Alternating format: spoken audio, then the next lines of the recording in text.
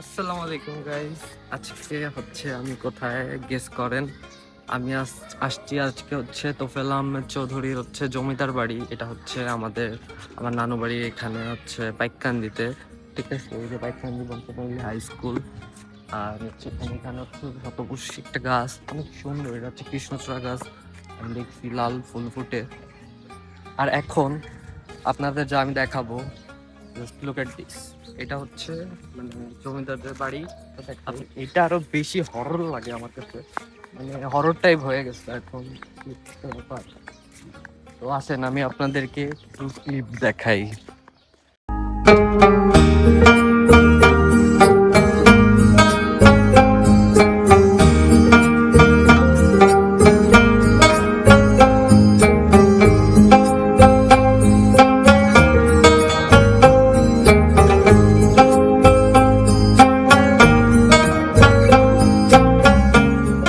Guys আসেন, মানে দেখেন শুধু, মানে এটা পুরো একটা হরর।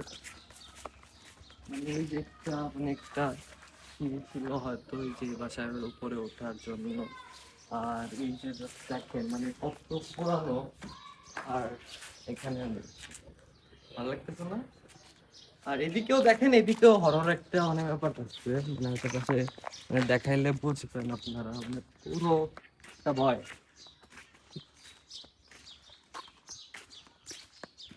এরকম পাখি টাকি রাখতেছে, সুন্দরই লাগতেছে, ভালোই।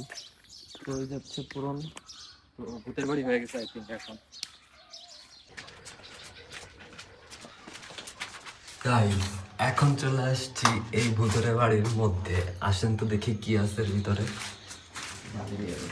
এটা হচ্ছে সিঁড়িঘর, বুঝলাম। এটা হচ্ছে একটা রুম।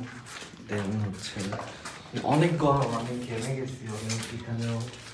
আমি পারমিশন নেই নাই, যদিও ওই বাসার কেউ যদি দেখে থাকেন আমি সরি পারমিশন না নেওয়ার জন্য।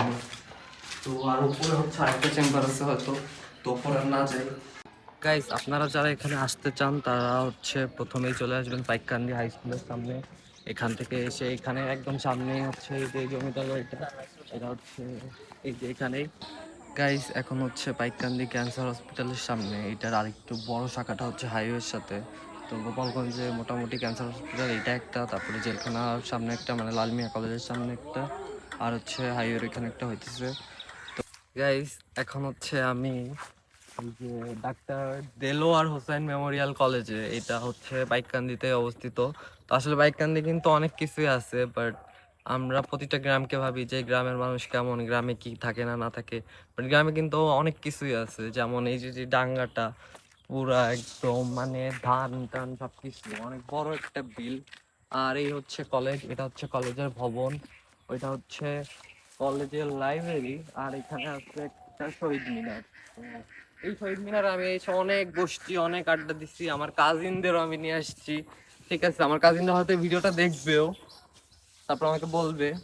আর বলবে যে আমি আর কোনো জায়গা পেলাম না, এখানেই নিয়ে আসছি এক্সপ্লোর করার জন্য। আর এই যে হচ্ছে কলেজের অবস্থা। তো গাইজ, আজকের ভিডিও এই পর্যন্তই। সবাই ভালো থাকবেন, সুস্থ থাকবেন, আর আমার জন্য দোয়া করবেন। আল্লাহ হাফেজ।